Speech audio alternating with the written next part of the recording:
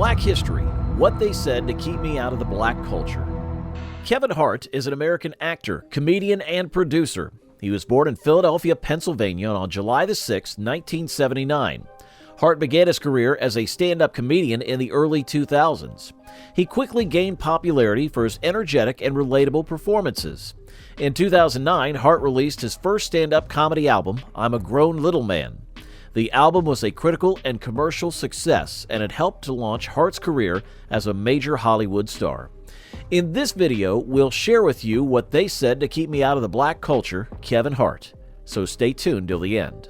Hart has since starred in a number of successful films like 2014's Ride Along, 2017's Jumanji: Welcome to the Jungle, and Night School in 2018. He has also hosted the BET Awards and the MTV Music Video Awards. In 2015, Hart was named one of Time magazine's 100 most influential people in the world. Hart is known for his quick wit and his ability to connect with audiences of all ages. He is also a successful businessman, and he has his own production company, Heartbeat Productions. Hart is married to Aniko Parrish, and they have 2 children together. In 2019, Hart was involved in a car accident that left him with back injuries. He was forced to cancel a number of upcoming projects, but he has since made a full recovery. Hart is one of the most popular and successful entertainers in the world. He is a role model for many people, and he is an inspiration to anyone who dreams of achieving success. The tweets were widely condemned by the LGBTQ community and many celebrities. Hart initially defended the tweets, saying that they were jokes and that he had evolved as a person. However, after facing mounting pressure, Hart apologized for the tweets and stepped down from the Oscars hosting role. The incident sparked a debate about homophobia in Hollywood and the role of celebrities in promoting LGBTQ acceptance. Some people argued that Hart's tweets were evidence of a larger problem with homophobia in Hollywood, while others argued that Hart had already apologized and that he should not be punished for his past mistakes.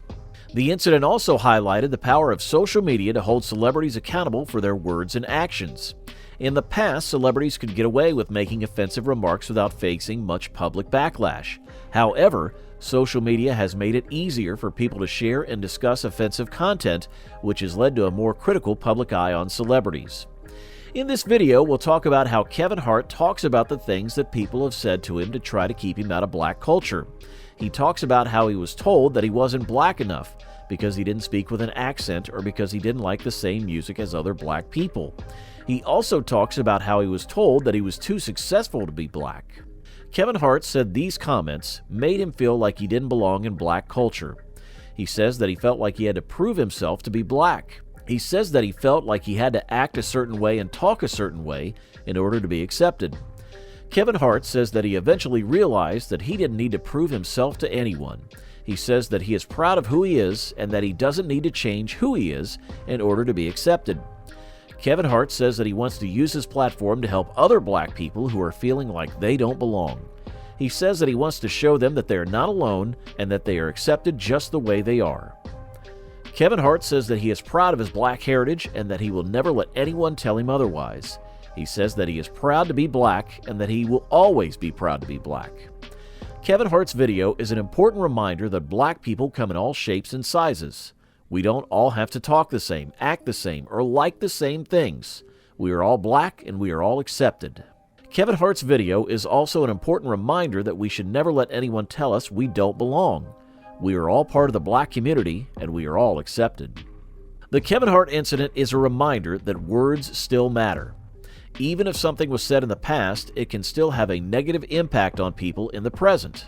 It is important to be mindful of the words we use and to be respectful of all people, regardless of their sexual orientation. Here are some reports of black men being harassed and what happened later.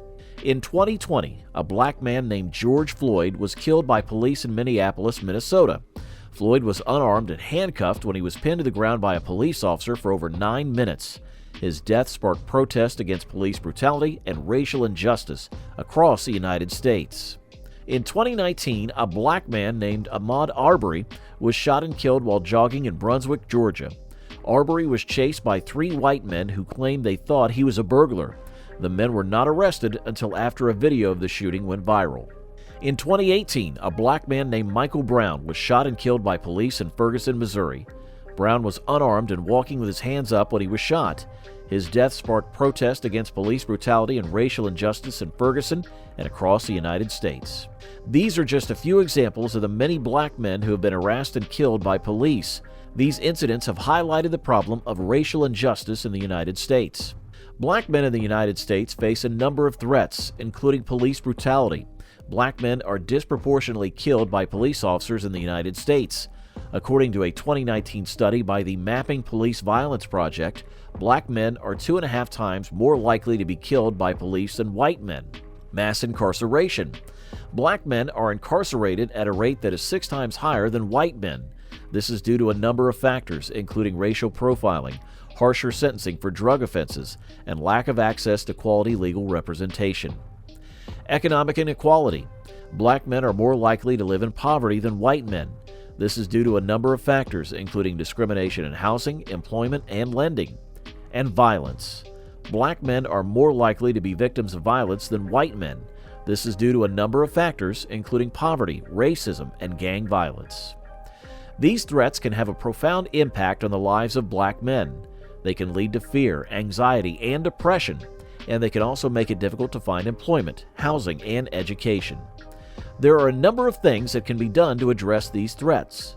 These include racial justice reforms. There is a need for racial justice reforms in the United States. This includes reforms to the criminal justice system, the education system, and the housing market. Economic investment. There is a need for economic investment in black communities. This includes investment in education, job training, and small businesses. And community building. There is a need to build strong and supportive communities for black men. This includes providing access to mental health services, social services, and recreational activities. These are just a few of the threats that black men face in the United States. It is important to remember that these threats are not inevitable. With the right policies and programs, we can create a more just and equitable society for all. Irrespective of race, a few things should always be available as basic human rights. A world where everyone has access to food, water, and shelter. No one should go to bed hungry or without a safe place to sleep. We have the resources to provide everyone with the basic necessities of life, and we should use them.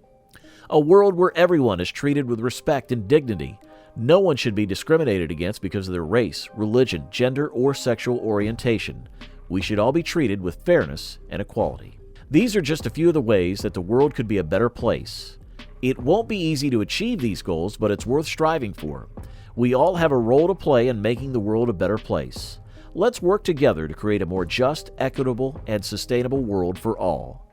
Like, share, and subscribe to our channel for more videos like this.